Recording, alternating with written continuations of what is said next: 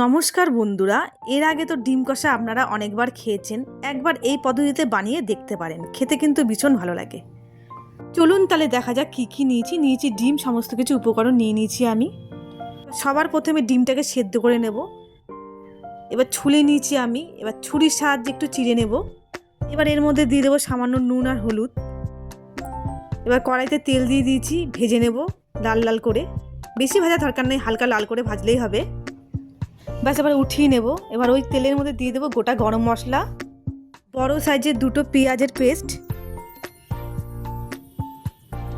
আদা রসুন পেস্ট,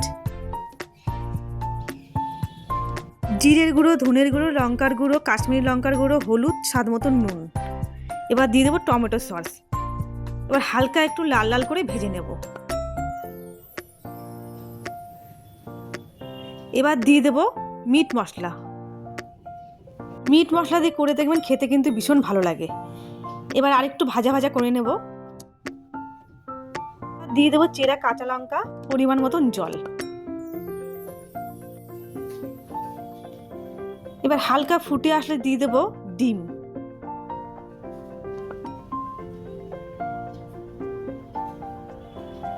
এবার 2 মিনিট ফুটিয়ে নামিয়ে নেব। ব্যাস আমার রেডি হয়ে গেল ডিম কষা রেসিপি। গরম গরম ভাত বা রুটির সাথে খেতে কিন্তু ভীষণ ভালো লাগবে। আপনারা অবশ্যই একবার বাড়িতে করে দেখবেন। আজকের রেসিপিটি ভালো লেগে থাকলে লাইক, কমেন্ট, শেয়ার আর চ্যানেলটিকে সাবস্ক্রাইব করার অনুরোধ রইল। আপনারা পাশে থাকবেন, নতুন নতুন ভিডিও যদি আপনাদের সঙ্গে শেয়ার করতে পারি।